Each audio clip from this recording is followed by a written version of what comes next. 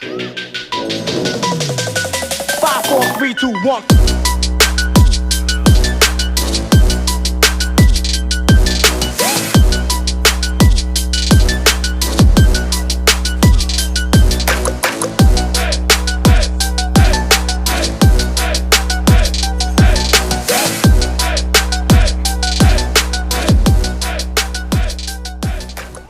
Hey everyone, welcome to another 7 Deadly Sins Origin video. Today's video will be another Timespace Junction boss clear. This time it's sector number 5. So we'll just jump into my team comp, characters, gear, and we'll also just go through the boss fight footage. I'll explain the mechanics a little bit, and I'll probably just give a little commentary on the new raid system as well. I know everyone's looking forward to patch 1.6 and hoping for a lot of much needed quality of life improvements. But I'm also really hoping they take a look at this raid system at some point, because I just feel like this shit's way too hard. But yeah, let's just jump into it. So, you know, like I said in my last video with Sector 4, I just feel that, you know, Sectors 4 and now also Sector 5 are just a lot easier than Sectors 1 to 3. Maybe I'm just getting better at Timespace Junction. Maybe my characters are getting better. Whatever the case is, I'm just happy I'm not having to do it 100 times over to clear it. So this one I was able to just jump in, and I think I cleared it on the first or second attempt. So I cleared it in 5 minutes and 16 seconds. The recommended elements are fire and wind. My team is 87,000 attack power out of the recommended 88,000. The team I specifically ran was a fire comp built around Escanor Sword and Shield as the DPS. This is basically the same team comp that I ran for the Sector 1 boss, but I just have a lot more gear at this point. So yeah, basically I'm running Tiora on Wand, Gia on Sword and Shield.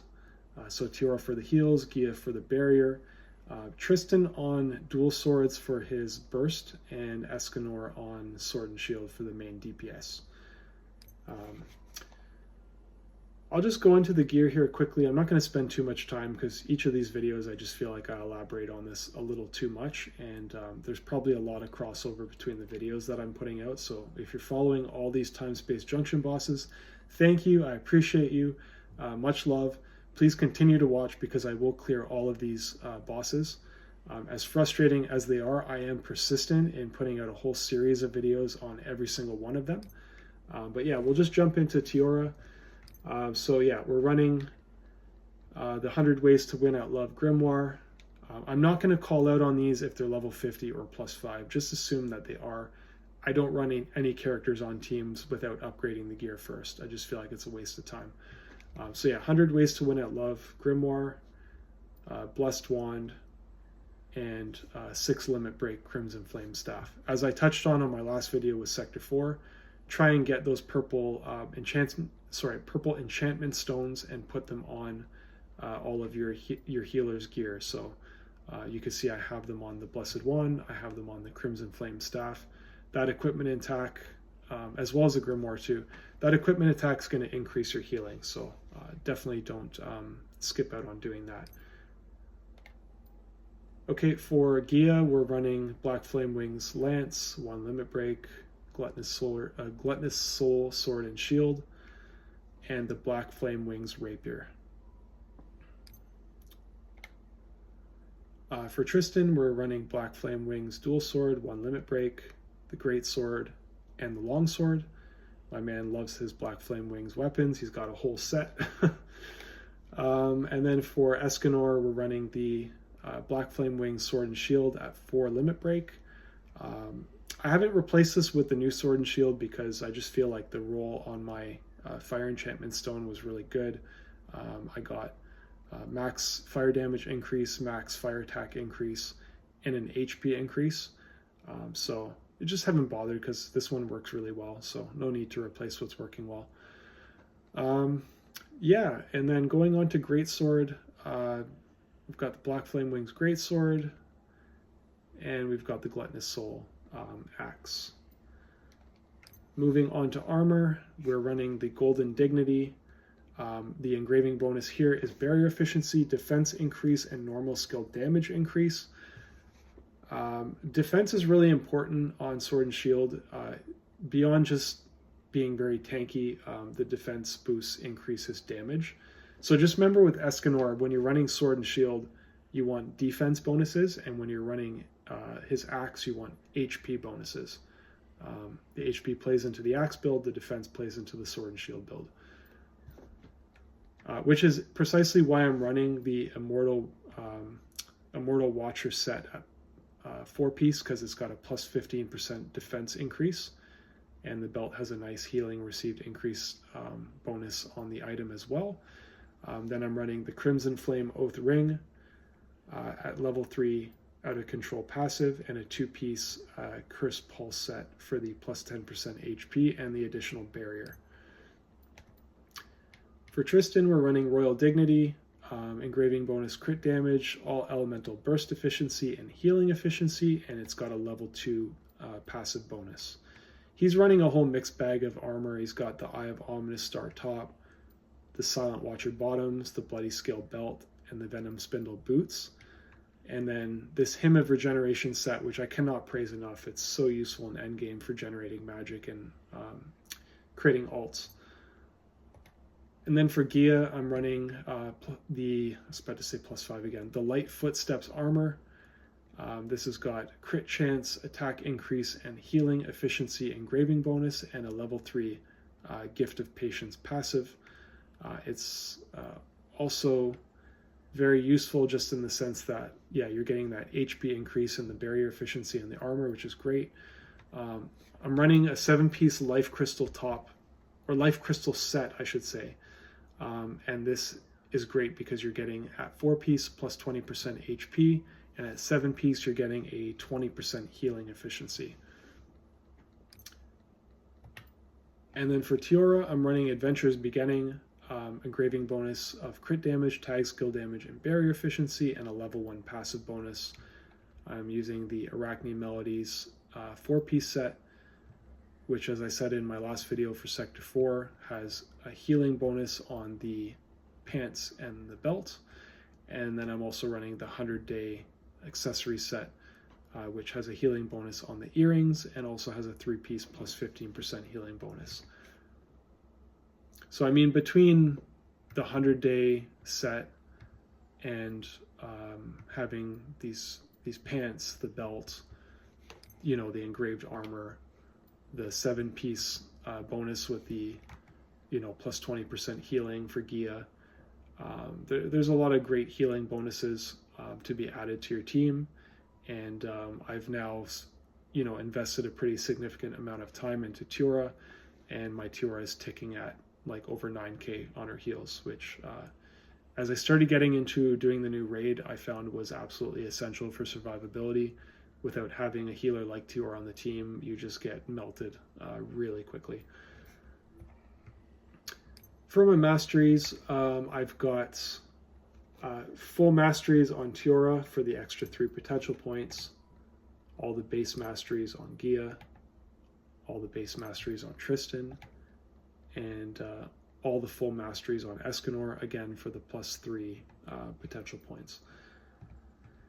Escanor is at P7, which is really all you need, I feel like, for Sword and Shield. That's kind of where you want to be at a minimum. Obviously P10 would be great, but I don't really have any opportunities to grab more dupes of him beyond spending money in the shop, it would seem. Tristan, I'm at P6, Gia P1, and the lovely Tiora is at P9. And that's it, guys. We'll jump into the fight. Alright, so let's just get straight into it. I'm going to build up my buffs here with Tiora, get my defense, get my shield going with Gia, and just basically switch to Tristan and start building my burst gauge. The whole mechanic of this boss fight revolves around kind of a buff tug-of-war system, if you will. Every time that Fraudrin hits you, he's going to gain a buff. Every time you hit him, you're going to gain a buff. So what you're going to want to do is just understand how his attacks work, anticipate and dodge as much as you can, and jump in at opportune moments and do your damage. This team comp works really well, I find, just because the survivability, the healing with Tiora, the shielding with Gia, and just the sheer amount of defense and survivability with Escanor on Sword and Shield. Not to mention he does do a pretty decent amount of damage, especially when you activate the burst with Tristan. So it's a pretty simple boss fight mechanic. I did kind of feel like I was taking a lot of hits in this, and I still felt like the boss couldn't really do much to me. So it felt pretty easy overall. But here we go. So I just got my burst going. I'm throwing down my heals and my shield, and then just going back to Escanor and just melting them down real quick with my ults and all my special attacks. This is really just going to be the way the fight goes for the most part. I like to call this Escanor with the sword and shield the unkillable Escanor. I feel like if it weren't for all the time limits they set on boss fights, that he would really be able to clear pretty much any boss in this game, including Tyrannus. It's just those time limits that make it difficult, because he is essentially like a tank. He does good damage, but he's not comparable to someone that would be a main DPS character. In fact, if you look at his little icon on the team, when you're looking at your four teammates there, he is classified as a support, I believe, actually, on Sword and Shield. Yeah, so I mean, I'll just talk a little bit while you watch this footage here of the boss fight, because there isn't really much more to explain to it. I'll just talk a little bit about the new raid system. I would love to put a video out for you guys to show you me clearing it, but the reality is I can't clear it. This is quite sad, because I have hundreds of hours in this game, and the team comp that I'm using to fight the raid is close to 100k attack power. Basically, it's this team that I'm running, except in place of Tristan, I'm running Merlin on Grimoire. And then instead of Escanor on Sword and Shield, I'm running Escanor with the Axe. The reason I do that is because Escanor Axe and Merlin on Grimoire have a combined ult. So rather than having to spend a whole bunch of time throwing attacks at Tyrannus with Tristan and building up burst, I will just build up my magic points really quickly with the Hymn of Regeneration set and do like a combo ult and initiate the burst instantly. So I've tried that team comp unsuccessfully. Like, I've been able to get all the way to the mechanics where he starts pulling the chess pieces out. The part where you hide behind the chess pieces and he blows them up, the first part of that mechanic is quite simple, but then when you get to the second part where you have to blow all the chess pieces up, I always invariably miss a chess piece, or I'm not able to destroy them all in time, and then he just does his little mechanic where he drops the chess piece on you and then you're instantly dead. So it's just a very punishing mechanic that allows almost no room for error. And then the boss fight himself, like, he's just got a ridiculous amount of HP and defense. I really hate how they have this system where each additional player you add to the party adds like an extra 35% defense, and to him, it makes it like unbeatable as a party, because first of all, when you're playing pickup games, not everybody is 100% coordinated. You don't have like team comps that are working all complementary. You don't even always have people that are fully paying attention. So it's just, unless you're fighting that as like a knighthood and you have a fully coordinated team, I feel like it's very unrealistic to expect that you'd be able to complete that in a pickup game. And yeah, so I really hope they look at this system and they find ways to make it more inclusive of a larger player base, because I just don't even bother with it. I've tried it so many times, I've spent so much time trying to beat that raid and just can't.